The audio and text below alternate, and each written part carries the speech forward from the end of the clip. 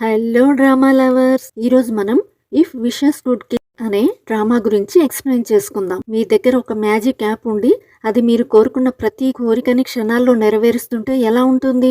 వినడానికి చాలా బాగుంది కదా. కానీ ఈ డ్రామాలో ఈ యాప్ కోరికలను తీర్చడమే కాదు, ఆ కోరికను నెరవేర్చిన 24 అవర్స్ తర్వాత కోరికను కోరుకున్న వాళ్ళ ప్రాణాలను కూడా తీసేస్తుంది. ఈ డ్రామా స్టోరీ గిరిగు అనే భయంకరమైన యాప్ చుట్టూ తిరుగుతుంది. ఇవన్నీ తెలుసుకోవాలంటే మన వీడియోని ఎండింగ్ వరకు చూడాల్సిందే. ఇంకా లేట్ చేయకుండా లెట్స్ గెట్ స్టార్టెడ్. ఈరోజు మనం if wishes could kill drama part 2 గురించి ఎక్స్ప్లెయిన్ చేసుకుందాం. పార్ట్ 1లో ఎండింగ్లో సియా వాళ్ళకి గిరిగో యాప్ సర్వర్లో నారీ వీడియో కనిపిస్తుంది. దాన్ని చూసి సియా వాళ్ళు కూడా షాక్ అవుతారు. అదే టైంలో నారీ అండ్ గోన్బు కూడా స్కూల్లోకి సీక్రెట్గా ఎంటర్ అవుతారు. యాక్చువల్గా ప్రీవియస్ నైట్ నారీ ఒక నైట్ క్లబ్కి వెళ్తుంది. అక్కడ ఆమె ఫుల్గా డ్రింక్ చేసిన తర్వాత ఏ కోరికనైనా నిజం చేసే యాప్ గురించి అక్కడ ఉన్న వాళ్ళతోటి మాట్లాడుతుంది. కానీ ఆమె ఊహించిన విధంగా అక్కడ ఉన్న వాళ్ళందరికీ కూడా ఆల్రెడీ ఆ యాప్ గురించి ముందే తెలిసి ఉంటుంది. నెక్స్ట్ డాంగ్జే అనే అబ్బాయి మొదట యాప్ని ఒక అమ్మాయికి ఫ్రాంక్ చేయడానికి మాత్రమే వాడాడని, కానీ కొన్ని రోజులకే ఆమె నిజంగా చనిపోయిందని చెప్తాడు. అది విన్నా కానీ నారీ మాత్రం దాన్ని అంత సీరియస్గా తీసుకోదు. నెక్స్ట్ ఆమె తన పేరు, పుట్టిన తేదీ ఒక పేపర్పై రాసి యాప్లో తన విష్ని రికార్డ్ చేసి జో అండ్ డాంగ్జే ఇద్దరు కూడా చనిపోవాలని కోరుకుంటుంది. మొదట్లో నారీ ఈ విషయం అంతా జోక్ అని అనుకుంటుంది. కానీ నెక్స్ట్ డే స్కూల్కి వెళ్ళిన వెంటనే ఆమె కళ్ళ ముందే చోయ్ చనిపోవడం చూసి ఒక్కసారిగా షాక్ అవుతుంది. అదే సమయంలో ఆమె ఫోన్కి నీ కోరిక నెరవేరింది అనే నోటిఫికేషన్ కూడా వస్తుంది. అంతేకాదు ఆమె ఫోన్లో 24 అవర్స్ కౌంట్ డౌన్ కూడా స్టార్ట్ అవుతుంది. నెక్స్ట్ నారీ సోషల్ మీడియాని చెక్ చేసినప్పుడు ఆమెకు మరో షాకింగ్ విషయం కూడా తెలుస్తుంది. అదేంటంటే డాంగ్జే కూడా చనిపోయాడని. అది చూసి ఆమె పూర్తిగా భయపడిపోతుంది. ఆ తర్వాత రోజు చోయ్ చనిపోయిన విషయం గురించి ఫ్రెండ్స్ అందరూ కలిసి మాట్లాడుకుంటూ ఉంటారు. అప్పుడే నారీ తన ఫ్రెండ్స్ చెప్పిన మాటలు విన్న తర్వాత తన ఫోన్లో కనిపిస్తున్న కౌంట్ డౌన్ తన ప్రాణాలకు మిగిలిన టైం అని అర్థం చేసుకుంటుంది. దాంతో వెంటనే నిన్న రాత్రి తనతో కలిసి డ్రింక్ చేసిన అమ్మాయిని వెతికి పట్టుకొని ఆమెకు తెలిసిన నిజాలన్నీ చెప్పమని బలవంతం చేస్తుంది. అప్పుడు ఆ అమ్మాయి సేవూన్ అనే అమ్మాయి హేరంగ్ అనే ఇంకొక అమ్మాయిని బుల్లీ చేయడానికి యాప్ని తయారు చేసిందని, ఆ యాప్ వల్ల హేరంగ్ చనిపోయిందని చెప్తుంది. అలాగే ఈ విషయం వెనుక ఉన్న అసలు నిజం తెలుసుకోవాలని అనుకుంటే సేవుని వెతకాల్సిందే అని అంటుంది. ఎందుకంటే యాప్ని తయారు చేసింది సేవునే, పైగా ఆమె శామన్ కూతురు కూడా. నెక్స్ట్ స్కూల్ అయిపోయిన తర్వాత నారీ సియా ఇంటికి వెళ్ళి తన ఫ్రెండ్స్తో కలిసి ఈ కౌంట్ డౌన్ ఎలా ఆపాలని ఆలోచిస్తూ ఉంటుంది. కానీ ఉన్నట్టుండి గోను చాలా వింతగా ప్రవర్తించడం మొదలు పెడతాడు. అప్పుడే నారీకి కూడా ఒక భయంకరమైన ఆడదయ్యం కనిపిస్తుంది. అంతేకాదు ఆ దయ్యాన్ని తన ఫోన్లో రికార్డ్ చేస్తుంది. ఇది జరిగిన కొద్దిసేపటి తర్వాత తన బ్యాగ్ని మర్చిపోయానని సియా దగ్గర నాటకం ఆడి సియా ఇంటి డోర్ పాస్వర్డ్ని తెలుసుకుని సీక్రెట్గా సియా ఇంట్లోకి వెళ్ళి అక్కడున్న క్యాబిన్ కింద ఉన్న గోన్ ఫోటోని కనిపెడుతుంది. అయితే ఆ ఫోన్ను చూసిన వెంటనే ఆమె షాక్ అవుతుంది. ఎందుకంటే గోన్ ఫోన్లో ఉన్న కౌంట్ డౌన్ అప్పటికే ఆగిపోయి ఉంటుంది. ఆశ్చర్యంగా అదే టైంలో నారీ ఫోన్లో కూడా కౌంట్ డౌన్ ఆగిపోయి ఉంటుంది. నెక్స్ట్ నారీ హాస్పిటల్కి వెళ్ళినప్పుడు గోన్ స్పృహలోకి వచ్చాడని తెలుస్తుంది. వెంటనే ఆమె సియా రూమ్ దగ్గరికి వెళ్ళి వెతకగా ఆ విష్ యాప్ ఎలా పనిచేస్తుంది, కోరికను కోరుకున్న తర్వాత అసలు ఏం జరుగుతుంది అనే మొత్తం వివరాలు ఉన్న ఒక బుక్లెట్ ఆమెకు దొరుకుతుంది. ఆ తర్వాత నారీ ఇప్పటివరకు జరిగిన ప్రతి విషయాన్ని కూడా ఒక్కొక్కటిగా గుర్తు చేసుకుంటూ ఆలోచిస్తుంది. ఇప్పుడు ఆమెకు ఒక కామన్ పార్ట్నర్ అనేది కనిపిస్తుంది. ప్రతిసారి ఒక కొత్త వ్యక్తి విష్ని కోరుకున్న వెంటనే అంతకుముందు విష్ కోరుకున్న వ్యక్తి కౌంట్ డౌన్ ఆగిపోతుందని ఆమె గ్రహిస్తుంది. దాంతో నారీ ఈ విషయం గురించి వెంటనే సియాకి చెప్పాలని అనుకుంటుంది. కానీ అదే టైంలో ఆ ఆత్మ సియాలాగా నటిస్తూ గోన్బుకి మెసేజ్ చేస్తుంది. అందులో కౌంట్ డౌన్ ఆపే మార్గం దొరికింది, కానీ నువ్వు ఈ విషయాల గురించి నారీకి చెప్పొద్దు, మన ముగ్గురిలో అందరూ బతకడం అసాధ్యమని ఉంటుంది. అప్పుడే గోన్బు ఫోన్లో ఆ మెసేజ్లను చూసిన నారీ తన ఫ్రెండ్స్ ఇద్దరూ తనని మోసం చేశారని అనుకుని వాళ్లపైన చాలా కోపంగా ఉంటుంది. అదే రోజు రాత్రి ఒక రెడ్ కలర్ పురుగు నెమ్మదిగా నారీ కంట్లోకి దూరిపోతుంది. నెక్స్ట్ డే గోన్వు సియా ఇంటికి వెళ్ళగా అక్కడ అతనికి నారీ కనిపిస్తుంది. అప్పుడే అతని ముఖం పైన పెద్ద ఘాటు ఉన్న ఒక ఆడదయ్యం, అది కూడా వాళ్ళ స్కూల్ యూనిఫామ్లో కనిపించిందని నారీకి చెప్తాడు. ఇప్పుడు ఆ దయ్యం అసలు ఎవరు అని తెలుసుకోవడానికి నారీ అండ్ గోన్లు ఇద్దరూ కలిసి స్కూల్కి వెళ్తారు. ఆ తర్వాత ఇద్దరు సీక్రెట్గా స్కూల్ ఇన్ఫర్మేషన్లోకి వెళ్ళి పాత స్టూడెంట్స్ రికార్డ్స్ని చెక్ చేస్తారు. అక్కడ వాళ్ళకి సేవూన్ అనే స్టూడెంట్ ముఖం కుడివైపు ఒకప్పుడు పెద్ద ఘాటు ఉండేదని తెలుస్తుంది. అప్పుడే గోన్ ఆ దయ్యం నీకు కూడా కనిపించిందా అని నారీని అడుగుతాడు. ఎందుకంటే నారీ తీసిన వీడియోని చూసినప్పుడు ఆమె కెమెరాని ఖాళీగా ఉన్న ఒక మూల వైపే రికార్డ్ చేస్తుంది. యాక్చువల్గా ఆ మూలకి తనకి దయ్యం కనిపించిందని గోన్వ్ అంటాడు. అది విన్న వెంటనే నారి ఒకసారిగా తన కోపాన్ని అదుపు చేసుకోలేక నువ్వు అసలు ఏం చేయాలనుకుంటున్నావు అంటూ అతని పైన అరుస్తుంది. వెంటనే సియా పంపిందనుకున్న మెసేజ్లను చూపించి సియా చాలా స్వార్థపరురాలని అంటుంది. కానీ అప్పుడే గోన్వు నేను ఆ రోజు నా మొబైల్ నెంబర్ని పూర్తిగా క్యాన్సిల్ చేశానని, ఆ నెంబర్కి మెసేజ్లు పంపడం అసాధ్యమని చెప్తాడు. అంటే ఆ మెసేజ్లు సియా పంపినవి కాదని అతను నిరూపిస్తాడు. అది విని నారి షాక్ అవుతుంది. ఇప్పుడు నారి అసలు ఏం జరుగుతుందని ఆలోచించే లోపే ఆ రెడ్ పురుగు మరోసారి ఆమె కంట్లోకి దూరిపోతుంది. దాని ప్రభావంతోనే ఆమె తన మీద తన కంట్రోల్ని కోల్పోతుంది. ఆ గందరగోళంలో ఆమె అనుకోకుండా గోన్వుకి గాయం చేస్తుంది. ఆ తర్వాత అక్కడి నుండి పారిపోయి గోన్వుని ఆ స్కూల్ లోపల లాక్ చేస్తుంది. ఇప్పుడు అతను ఎంత సహాయం కోసం అరిచినా కానీ ఒక్కసారి కూడా వెనక్కి తిరిగి చూడకుండా నారి అక్కడి నుండి వెళ్ళిపోతుంది. నెక్స్ట్ లోపల చిక్కుకున్న గోన్వు ఫైర్ ఎక్స్టింగ్షర్తో గాజుని పగలగొట్టి బయటపడాలని ఎంత ప్రయత్నించినా అది వర్కౌట్ అవ్వదు. అదే సమయంలో సేవూన్ దయ్యం మళ్ళీ అతని ముందుకు వస్తుంది. ఇప్పుడు సేవూన్ భయంకరంగా నవ్వుతూ అతన్ని చిత్రహింసలు పెట్టడం మొదలు పెడుతుంది. అదే టైంలో స్కూల్ బయట ఉన్న బ్యాగ్లో తన కంపాస్లో వింత మార్పులు రావడాన్ని గమనించి వెంటనే లోపలికి పరిగెత్తుకొని వెళ్ళి గోన్వుని సేవ్ చేస్తాడు. కానీ అతన్ని బయటకు తీసుకొచ్చిన వెంటనే ఆ కంపాస్ మళ్ళీ షేక్ అవుతుంది. అప్పుడే సడన్గా ఒక గాజు ముక్క ఎగురుకుంటూ వచ్చి బ్యాంగ్యూలు కంటిని గాయపరుస్తుంది. అదే టైంలో హేరంగ్ దయ్యం నెమ్మదిగా బ్యాంగ్యూలు వాళ్ల ముందుకు వస్తుంది. దాన్ని చూసి వాళ్ళు బాగా భయపడిపోతారు. ఇక్కడే స్టోరీ 3 years వెనక్కి వెళ్తుంది. ఆ టైంలో హేరంగ్ అండ్ సేవూన్లు ఇద్దరు కూడా మంచి ప్రాణ స్నేహితుల్లా ఉండేవాళ్ళు.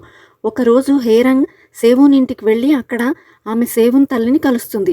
ఆమె ఒక శామన్. ఇప్పుడు ఆమె హేరంగ్ని చూడగానే ఆమె కుడి కంట్లో ఏదో వింతగా ఉందని గుర్తిస్తుంది. దీన్ని నయం చేయాలంటే ముందుగా అందులో ఉన్న ముళ్ళుని తీసేయాలని చెప్పి రెడ్ బీన్స్ తోటి ఒక చిన్న పూజ చేసి పవిత్రమైన నీటితోటి నోరు కడుక్కోమని చెప్తుంది. షాకింగ్గా ఆ పూజ పూర్తయిన తర్వాత హేరంగ్ కంట్లో ఉన్న రెడ్నెస్ అంతా పూర్తిగా మాయమైపోతుంది. అప్పటి నుంచి ఆమెకు శామనిజంపై నమ్మకం పెరుగుతుంది. కానీ సేవూన్ మాత్రం దానికి పూర్తి భిన్నంగా ఉంటుంది. శామనిజం అంటేనే ఆమెకు అసహ్యం. అంతకంటే ఎక్కువగా ఒక శామన్ తన తల్లి కావడం ఆమెకు అస్సలు ఇష్టం ఉండదు. అందుకే తరచూ ఇంటి నుంచి పారిపోయి తన సీక్రెట్ ప్లేస్లో దాక్కుంటూ ఉంటుంది. స్కూల్లో కూడా తన కుటుంబం గురించి ఎవరికీ తెలియకుండా జాగ్రత్త పడుతుంది. ఎవరైనా తన తల్లి గురించి అడిగితే వెంటనే మాట మార్చి హేరంగ్కే శామనిజంపై ఎక్కువ ఇంట్రెస్ట్ ఉందని చెప్పేస్తుంది. అలా పదే పదే అబద్ధాలు చెప్పడంతో స్కూల్లో ఉన్న అందరూ కూడా హేరంగ్ని శామన్ కూతురని అపార్థం చేసుకుంటారు. ఈ విషయం గురించి తెలిసినా కూడా సేవూన్ మాత్రం ఒక్క మాట కూడా మాట్లాడదు. ఒక రోజు రాత్రి హేరంగ్ అనుకోకుండా గాయపడిన శామన్ని చూసి ఇంటికి తీసుకొని వస్తుంది. అక్కడ ఆమెకు పూజా సామాగ్రితో నిండిన ఒక వింత ఎతిక్ అనేది కనిపిస్తుంది. అయినప్పటికీ హేరంగ్కి ఆ చోటు అంత భయంకరంగా అనిపించదు. ఆమె చాలా ప్రశాంతంగా ఫీల్ అవుతుంది. అది గమనించిన శామన్ హేరంగ్కి 2 బొమ్మలను ఇచ్చి వాటితోటి శాపం ఎలా పెట్టాలో నేర్పిస్తుంది. ఈ పద్ధతిని సరిగ్గా పాటిస్తే నీకు కావలసిన వాళ్ళని కూడా నువ్వు నియంత్రించగలవు అని చెప్తుంది. కానీ ఇదంతా కూడా సేవూన్ చూసేస్తుంది. ఇప్పుడు హేరంగ్ తన రహస్యం గురించి బయట పెట్టడానికి కావాలనే తనకి దగ్గరైందని భావించి ఆమె పైన తీవ్రంగా కోపడుతుంది. కానీ తర్వాత కొంచెం కామ్ అయ్యి తన మనసులోని బాధ మొత్తాన్ని కూడా బయట పెడుతుంది. యాక్చువల్గా మానసికంగా సరిగ్గా లేని తన తల్లి అంటే సేవూన్కి చాలా అసహ్యం. అలాగే అందరూ తన్ని పిచ్చి శామన్ కూతురు అని చూడడం భరించలేకపోతున్నానని, మా అమ్మ చనిపోతే చాలా బాగుంటుందని హేరంగ్ తోటి అంటుంది. దానికి హేరంగ్ కూడా తన సీక్రెట్ చెప్తుంది. వాళ్ళ క్లాస్లో ఉన్న గీటే అనే అబ్బాయిని తను ప్రేమించానని ఒప్పుకుంటుంది. అతి పెద్ద విషయం కాదని భావించిన సేవూన్ తాను తయారు చేసిన యాప్లో నీ కోరికను కోరుకొని వీడియోని అప్లోడ్ చేయని హేరంగ్కి సలహా ఇస్తుంది. యాక్చువల్గా సేవూన్ స్కూల్ ప్రోగ్రామింగ్ క్లబ్లో ఉండే ఒక కాంపిటీషన్ కోసం గిరిగోయ్ అనే విష్ యాప్ను తయారు చేస్తుంది. ఆ యాప్లో పేరు పెట్టిన తేదీని నమోదు చేసి కెమెరా ముందు మనస్ఫూర్తిగా కోరికను చెప్తే సరిపోతుందని అంటుంది. ఇప్పుడు సేవూన్ చెప్పడంతోనే ఏమీ ఆలోచించకుండా హేరంగ్ ఆ యాప్ని టెస్ట్ చేయడానికి ఒప్పుకుంటుంది. ఫోన్ కెమెరా ముందు నిలబడి గీటే నన్ను ప్రేమించాలని తన కోరికను చెప్తుంది. ఆ తర్వాత ఇద్దరూ కూడా తమ రహస్యాలు ఎప్పటికీ బయట పెట్టమని మాట ఇచ్చుకుంటారు. అంతేకాదు డ్రాయింగ్లో మంచి టాలెంట్ ఉన్న హేరంగ్ సేవూన్ యాప్కి అందమైన లోగోను కూడా డిజైన్ చేస్తుంది. అదే రోజు రాత్రి ఇంటికి వెళ్తున్న సేవూన్కి తన తల్లి ఒక స్టోర్ దగ్గర గొడవ చేయడం కనిపిస్తుంది. అక్కడ స్టోర్ ఓనర్ ఆమెను దురదృష్టం తెచ్చే మనిషి అంటూ బయటకు గెంటేస్తాడు. ఆ అవమానంతో రగిలిపోయిన సేవూన్ ఇంటికి వెళ్ళి ఎతిక్లో ఉన్న దేవతా విగ్రహాలన్నింటినీ కూడా ధ్వంసం చేస్తుంది. అది చూసిన శామన్ తన కూతురు ఆత్మల్ని అవమానించిందని గ్రహించి వెంటనే క్షమాపణ కోరుతూ చేస్తూ ప్రత్యేక పూజ చేస్తుంది. ఆ తర్వాత మొత్తం ఎతిక్ని తాయెత్తులతోటి సీల్ చేసి మూసేస్తుంది. అలాగే నెక్స్ట్ డే సేవూన్ స్కూల్ యూనిఫామ్లో ఉన్న ఆమె ఫోటోని ఇంటి ఆవరణలో పాతి పెడుతుంది. ఇదంతా కూడా హేరంగ్ చూసేస్తుంది. అప్పుడే శామన్ ఒక తాయెత్తుని హేరంగ్కి ఇచ్చి, నువ్వు ఎలాగైనా సరే దీన్ని సేవూన్ స్కూల్ బ్యాగ్లో పెట్టు, ఆమె ప్రాణాలు కాపాడడానికి ఇదొక్కటే మార్గమని వేడుకుంటుంది. ఇప్పుడు ఆ శామన్ మాటలను నమ్మిన హేరంగ్ తన ఫ్రెండ్ని సేవ్ చేయాలని చెప్పి తాయెత్తుని సీక్రెట్గా సేవూన్ బ్యాగ్లో పెట్టడానికి ప్రయత్నిస్తుంది. కానీ అదే టైంలో సేవూన్ ఆమెను రెడ్ హ్యాండెడ్గా పట్టుకొని కోపంతో హేరంగ్ చెంప మీద కొట్టి ఆ తాయెత్తును ముక్కలు ముక్కలుగా చేస్తుంది. నెక్స్ట్ సేవూన్ క్లాస్మేట్స్ ఆమె గురించి మాట్లాడుకోవడం చూసి వాళ్ళకి తానే ఆ పిచ్చి శామన్ కూతుర్నని అనుమానం వచ్చిందని గ్రహించి భయంతోటి ఏమీ ఆలోచించకుండా అందరి దృష్టి తన పైనుంచి మళ్లించడానికి, అలాగే హేరంగ్ పైన ప్రతీకారం తీర్చుకోవడానికి ఆమె రహస్యాలన్నింటినీ కూడా అందరి ముందు బయట పెడుతుంది. దాంతో ఒక్క రోజులోనే హేరంగ్ తన స్కూల్లో నవ్వుల పాలవుతుంది. చివరికి గీతయ్య కూడా అందరి ముందు ఆమెను అవమానిస్తాడు. ఇప్పుడు తన స్నేహితురాలు తనకు ద్రోహం చేయడంతో హేరంగ్ చాలా కుమిలిపోతుంది. నెక్స్ట్ వరుస అవమానాలతో తట్టుకోలేక హేరంగ్ తన మనసులో చాలా ద్వేషాన్ని పెంచుకుంటుంది. శామన్ నేర్పిన విధంగానే సేవూన్ గీతలను సూచించేలాగా 2 బొమ్మలను తయారు చేసి వాటిపైన శాపాన్ని పెడుతుంది. చివరగా ఆ బొమ్మలకు కట్టిన దారాలపైన తన రక్తాన్ని రాసి ఆ శాపాన్ని మరింత బలపరుస్తుంది. ఇక అదే రోజు రాత్రి తన జీవితం పైన పూర్తిగా ఆశను కోల్పోయిన హేరంగ్ సేవూన్ తయారు చేసిన యాప్ని ఓపెన్ చేసి కెమెరా ముందు నిలబడి తన చివరి కోరికను కోరుకుంటుంది. అందులో ఆమె తనని బాధపెట్టిన ప్రతి ఒక్కరు కూడా చనిపోవాలని కోరుకుంటుంది. ఆ తర్వాత ఆ శాపం పూర్తి అయ్యేందుకు తన ప్రాణాన్నే బలి చేసుకుంటుంది. ఇప్పుడు ఇదంతా కూడా వీడియోలో చూసిన గీతే సేవూన్కి కాల్ చేసి ఆ వీడియోని సర్వర్ నుండి డిలీట్ చేయమని చెప్తాడు. కానీ వాళ్ళు ఎంత ప్రయత్నించినా ఆ యాప్ని కానీ ఆ వీడియోని కానీ తొలగించలేకపోతారు. అలాగే చివరికి హేరంగ్ పెట్టిన శాపం ప్రభావంతో ముందుగా గీతే, ఆ తర్వాత సేవూన్ కూడా ఒక్కొక్కరుగా ప్రాణాలు కోల్పోతారు. అలాగే హేరంగ్ కోరిక నిజమవుతుంది. అప్పటి వరకు సాధారణంగా కనిపించిన యాప్ ఒక్కసారిగా శాపాన్ని వ్యాప్తి చేసే ఒక భయంకరమైన ఆబ్జెక్ట్ లాగా మారిపోతుంది. ఇప్పుడు హేరంగ్ ఆత్మ స్కూల్ మొత్తం తిరగడం మొదలు పెట్టడంతో పరిస్థితులు మరింత ప్రమాదకరంగా మారిపోతాయి. ఇక్కడ సియా అండ్ కాంగులు ఇద్దరు కూడా సర్వర్లో ఉన్న విష్ వీడియోలన్నిటినీ కాపీ చేసి బయటకు వస్తూ ఉండగా నారీ వాళ్ళకి ఎదురుపడి సియాపై అటాక్ చేస్తుంది. బట్ అదృష్టవశాత్తు కాంగ్ సమయానికి అడ్డుపడి సియాని కాపాడతాడు. నెక్స్ట్ సియా నారీని శాంతింపచేయడానికి ప్రయత్నిస్తూ ఉండగా అదే సమయంలో బ్యాంగూలు అక్కడికి చేరుకుంటాడు. అప్పుడు అతనికి నారీని ఒక దుష్టాత్మ ఆవహించిందని తెలుస్తుంది. దాంతోనే అతను తన దగ్గర ఉన్న పూజా సామాగ్రితో ఆ ఆత్మని టెంపరీగా తరిమేస్తాడు. ఆ తర్వాత వీళ్ళందరూ కూడా హాస్పిటల్కి వెళ్ళి తమ గాయాలకు ట్రీట్మెంట్ చేయించుకుంటారు. అక్కడ బ్యాంగూలు తన కంటికి గాయమైనప్పటి నుంచి తనకు ఆత్మలు కనిపిస్తున్నాయని సియా వాళ్ళతో చెప్తాడు. అలాగే ఏదో ఒక రోజు హెడ్సెట్ని కూడా ఆ శాపగ్రస్తమైన ఇంటి నుండి బయటకు తీసుకొచ్చే మార్గం కనిపెడతానని అంటాడు. అది విని అందరూ సంతోషపడి ఇప్పుడు వాళ్ళ అసలు లక్ష్యం శాపానికి మూలమైన ఫోన్ని కనుక్కోవడమే.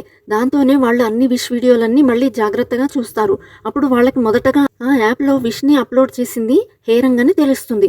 ఇప్పుడు ఆ విష్ వీడియో చూసిన సియా హేరంగ్ ఉపయోగించింది అదే ఫోన్, వాళ్ళు వెతుకుతున్న శాపగ్రస్తమైన ఫోన్ అని కనిపెడుతుంది. అప్పుడే కాంగ్ లొకేషన్ డేటాని చెక్ చేయగా అది ఒక పాడుపడిపోయిన ఇండస్ట్రియల్ ఏరియా అని చూపిస్తుంది. ఇప్పుడు ఈ విషయం గురించి తెలుసుకున్న హెడ్సెట్లు ఆ ప్లేస్లో 2 అమ్మాయిలు దిగిన ఫోటోల్లో కనిపిస్తున్న రెయిన్బో డిజైన్ ఉన్న కిటికీ కోసం వెతకమని సియా వాళ్ళకి చెప్తుంది. అలాగే ఆ ఫోన్ని కేవలం సియా మాత్రమే తీసుకోవాలని హెచ్చరిస్తుంది. ఎందుకంటే ఆమె చేతి కట్టిన దారం వల్ల ఆ శాపం ఆమె మీద పనిచేయదు. కానీ వాళ్ళు అక్కడికి వెళ్లే లోపే నారీ ముందుగానే ఆ ఇండస్ట్రియల్ ఏరియాకి చేరుకుంటుంది. ఇక్కడ మరో షాకింగ్ నిజం బయటపడుతుంది. అదేంటంటే సేవూన్ చనిపోయే ముందు ఆ శాపం ఎప్పటికీ కొనసాగాలని కోరుకుని చనిపోతుంది. అంటే హేరంగ్ అండ్ సేవూన్ ఇద్దరు కూడా ఆ శాపానికి కారణమయ్యారన్నమాట. నెక్స్ట్ బ్యాంగూలు కంపాస్ చాలా ఫాస్ట్ గా షేక్ అయ్యి నావిగేషన్ కూడా ఒక్కసారిగా పనిచేయడం ఆపేస్తుంది. అంతలోనే స్టీల్ రాడ్స్ తో నిండి ఉన్న ఒక ట్రక్కు అడ్డు తప్పి బ్యాంగూలు కార్ని ఢీకొడుతుంది. కానీ అదృష్టవశాత్తు అందరూ ప్రాణాలతోటి బయటపడతారు. అప్పుడే బ్యాంగూలుకి సేవూన్ అసలు టార్గెట్ సియా అనే విషయం గురించి అర్థమవుతుంది. ఎందుకంటే ఈ శాపాన్ని పూర్తిగా ముగించే శక్తి ఒక సియాకే ఉంటుంది కాబట్టి. అందువల్లే సియాను ఆమెను టార్గెట్ చేస్తుంది. దాంతో బ్యాంగూలు సియా పైన దాడి జరిగినప్పుడు తన ప్రాణాలను అడ్డుపెట్టి సియాని సేవ్ చేస్తాడు. నెక్స్ట్ తన దగ్గర ఉన్న కత్తి, కంపాస్ రెండింటిని గోన్వుకిచ్చి ఏం జరిగినా సరే నువ్వు సియాని కాపాడు, అలాగే ఆ ఫోన్ ఆమె చేతికి చేరేలాగా చూడు అని చెప్పి స్పృహ కోల్పోతాడు. నెక్స్ట్ కాంగ్ బాంగుల్ని హాస్పిటల్కి తీసుకెళ్తాడు. ఇక సియా అండ్ గోన్వులు ఇద్దరు విడిపోయి రెయిన్బో ఉన్న కిటికీ కోసం వెతకడం మొదలు పెడతారు. చాలాసేపు తర్వాత చివరికి ఆ గదిని కనిపెడతారు. కానీ అక్కడికి వెళ్లే దారి మొత్తం కూడా ధ్వంసమై ఉంటుంది. అయినప్పటికీ సియా ఏమాత్రం ఆలోచించకుండా ఒక జంప్ చేసి ఆ కిటికీ ఉన్న రూమ్ దగ్గరికి చేరుకొని గోన్వుని అక్కడ ఉండమని చెప్పి ఒంటరిగా గదిలోకి వెళ్తుంది. అక్కడే సియా కొద్దిసేపు వెతికిన తర్వాత ఆమెకు ఒక రెడ్ ఫోన్ దొరుకుతుంది. నెక్స్ట్ సియా దాన్ని తీసుకోబోతున్న సమయంలో నారి ఒక్కసారిగా అక్కడికి వచ్చి ఆమె పైన దాడి చేస్తుంది. ఈసారి నారి పూర్తిగా దుష్టాత్మ ఆధీనంలో ఉంటుంది. దాంతోనే నారి ఎలాగైనా సియాని చంపాలనే ఉద్దేశంతో ఆమె పైన అటాక్ చేస్తుంది. ఇది చూసిన గోన్వు ఇక చేతులు ముడుచుకొని ఉండలేక సియా నేర్పిన లాంగ్ జంప్ టెక్నిక్ని ఉపయోగించి ధైర్యంగా ఆ రూమ్ దగ్గరికి జంప్ చేస్తాడు. అతని చేతిలో ఉన్న కంపాస్ చాలా ఫాస్ట్గా తిరగడం మొదలవుతుంది. అప్పుడే అతనికి ఎదురుగా ఉన్నది నారి కాదని ఆ దుష్టాత్మ అని అర్థమవుతుంది. దాంతోనే అతని క్షణం కూడా ఆలస్యం చేయకుండా కత్తితోటి నారి పైన దాడి చేస్తాడు. అది చూసి సియా రెడ్ ఫోన్ని తీసుకుంటుంది. నెక్స్ట్ నారి మామూలు స్థితికి వచ్చిందని భావించి ఆమెను కూడా తనతో పాటు తీసుకెళ్లడానికి తన చేతిని అందిస్తుంది. కానీ అది దుష్టాత్మ వేసిన నాటకమని సియాకి తర్వాత తెలుస్తుంది. సియా తన చేతిని అందించగానే నారి ఒక్కసారిగా ఆమె చేతిని పట్టుకొని ఆమె చేతికి ఉన్న థ్రెడ్ని తెంచుతుంది. దాంతో వెంటనే సియా శరీరం కంట్రోల్ని తప్పుతుంది. ఈ విషయం గురించి హెడ్సెట్కి కూడా తెలిసి గోన్వుకి ఫోన్ చేసి వెంటనే సియాని తన దగ్గరికి తీసుకురమ్మని చెప్తుంది. అదే టైంలో సియా మరో వింత ప్రపంచంలో కళ్ళు తెరుస్తుంది. అక్కడ ఆమె ఫ్రెండ్స్ అందరూ కూడా క్షేమంగానే కనిపిస్తారు. అలాగే వాళ్ళు ఆ రెడ్ ఫోన్ ధ్వంసమైందని, అలాగే ఆ శాపం కూడా పూర్తిగా తొలగిపోయిందని చెప్తారు. దాంతోపాటు గిరిగో యాప్ కనిపించకపోవడం, తన కౌంట్ డౌన్ కూడా మాయమవడంతో సియా కొంచెం రిలాక్స్ అవుతుంది. కానీ తర్వాత క్లాస్ రూమ్ వైపు వెళ్తూ ఉండగా ఆమెకు ఏదో తేడాగా అనిపిస్తుంది. యాక్చువల్గా ఆ స్కూల్లో ఉన్న ఒక ప్లేస్లో రిపేర్ వర్క్స్ అనేవి జరుగుతుంటాయి. కానీ ఇప్పుడు ఆ ప్లేస్ చాలా నీట్గా ఉండడంతో సియాకి డౌట్ వచ్చి విండో ఓపెన్ చేసి చూస్తుంది. అప్పుడే ఆమెకు మళ్ళీ అన్ని ఫ్లోర్స్లో తనే కనిపిస్తుంది. దాంతో సియా తను మళ్ళీ శాపం మొదలైన అదే ప్రపంచంలో చిక్కుకుపోయానని గ్రహిస్తుంది. ఇక నిజమైన ప్రపంచంలో గోన్వు కంపాస్ తోటి చెక్ చేస్తూ ఉన్నప్పుడు సియా ఆ దుష్టాత్మ ఆధీనంలో ఉందని అతనికి తెలుస్తుంది. సో దాంతోనే అతను హెడ్సెట్ చెప్పిన అడ్రస్కి ఆమెను తీసుకుని బయలుదేరుతాడు. కానీ ఆ చీకట్లో దారి తప్పి దాదాపు ఒక లోయలో పడిపోబోతాడు. అప్పుడు ఆ దుష్టాత్మ గట్టిగా నవ్వుతూ నువ్వు ఏం చేసినా సియాని కాపాడలేవంటూ ఎగతాళి చేస్తుంది. కానీ గోన్ మాత్రం ఆశ వదలకుండా అప్పుడే హెడ్సెట్లు ఒక ఆకాశ దీపం వెలిగించి గోన్కి దారి చూపిస్తుంది.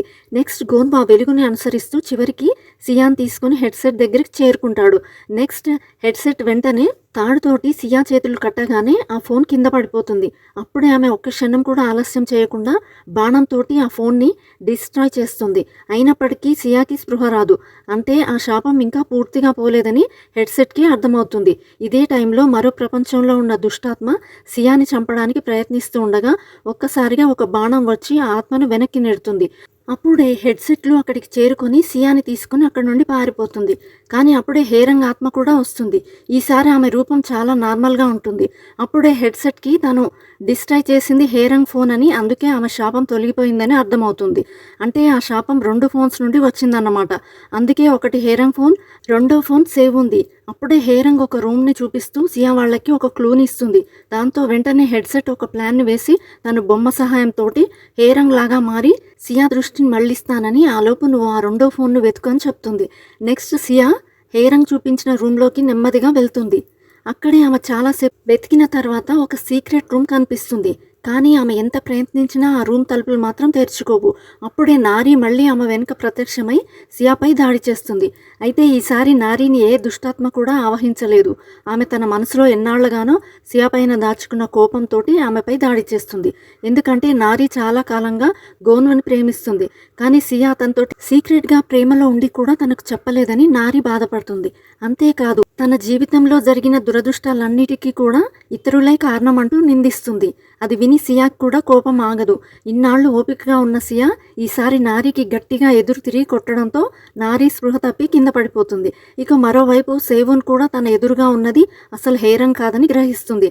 యాక్చువల్గా హెడ్సెట్ దగ్గర నుండి వస్తున్న ధూపం వాసనే ఆమె ప్లాన్ని బయట పెడుతుంది. దాంతో వెంటనే హెడ్సెట్ తన విల్లును తీసి దాడి చేస్తుంది. కానీ సేవోన్ ఆ బాణాన్ని తప్పించుకొని తర్వాత హెడ్సెట్ల పైన ఒక కత్తితో దాడి చేస్తుంది. అప్పుడే నిజమైన హేరంగ్ ప్రత్యక్షమయ్యి సేవోన్ ఆపడానికి ట్రై చేస్తుంది. బట్ సేవోన్ ఆమె మాట వినిపించుకోదు. నెక్స్ట్ హెడ్సెట్ ఆ అవకాశాన్ని ఉపయోగించుకొని మరో బాణంతో తాత్కాలికంగా సేవోన్ను బంధిస్తుంది. అదే సమయంలో సియా సీక్రెట్ రూమ్లోకి వెళ్ళి ఫైనల్గా సేవోన్ ఫోన్ని కనిపెడుతుంది. నెక్స్ట్ ఆమె దాన్ని తీసుకొని హెడ్సెట్ దగ్గరికి వెళ్తుంది. అప్పుడు హెడ్సెట్ బాణంతో ఆ ఫోన్ని ధ్వంసం చేయాలని ప్రయత్నించినా కానీ గాయాల వల్ల ఆమె గురి తప్పుతుంది. అది చూసి సియా ఆ బాణాన్ని తీసుకుని చివరి క్షణంలో తనే ఆ ఫోన్ని పూర్తిగా ధ్వంసం చేస్తుంది. ఇప్పుడు ఆ ఫోన్ నాశనం కాగానే తన చుట్టూ ఉన్న ప్రతిదీ కూడా మామూలు స్థితికి వచ్చేస్తుంది. సియా కూడా నిజమైన ప్రపంచంలో కాళ్ళు తెరుస్తుంది. ఇది జరిగిన కొంతకాలం తర్వాత సియా, గోన్వ్, కాంగ్లు కలిసి చోయ్కి నివాళులు అర్పిస్తారు. ఇంకా దైవ అనుగ్రహంతోటి బాంగులు కూడా ప్రాణాలతోటి బయటపడతాడు. ఆ తర్వాత సియా గోన్వికి తన మనసులోని బాధను చెప్పి నేను నారీని తిరిగి తీసుకురాలేకపోయానంటూ ఏడుస్తుంది. అప్పుడు గోన్వ ఆమెను ఓదారుస్తూ నువ్వు చేయగలిగింది అంతా కూడా చేశావు, ఇక యాప్ని పూర్తిగా డిలీట్ చేసేయని చెప్తుంది. కానీ వాళ్ళిద్దరికీ తెలియని విషయం ఏంటంటే ఈ శాపం ఇంకా పూర్తిగా ముగియలేదు. యాక్చువల్గా చోయ్కి గిరిగో యాప్ లింక్ పంపిన సోజన్ రహస్యంగా స్కూల్లోకి ప్రవేశించి నారీ ఫోన్ని కనిపెట్టి మళ్ళీ ఆ విష్ యాప్ని ఓపెన్ చేస్తాడు. అంటే ఈ సోజన్ వల్ల ఆ శాపం మరోసారి ఈ ప్రపంచంలోకి వచ్చే ప్రమాదం ఏర్పడుతుంది. ఇక్కడితోటి if wishes could kill drama end అవుతుంది. ఈ వీడియో మీకు నచ్చినట్లయితే లైక్ అండ్ షేర్ చేసి ఇంకా మీరు ఏ మూవీ అండ్ వెబ్ సిరీస్ వినాలి అని అనుకుంటున్నారో కమెంట్ చేయండి. ఇలాంటి మరిన్ని వీడియోస్ కోసం మన ఛానల్ని సబ్స్క్రైబ్ చేయడం మర్చిపోకండి. Thanks for watching. See you all in the next video. Bye.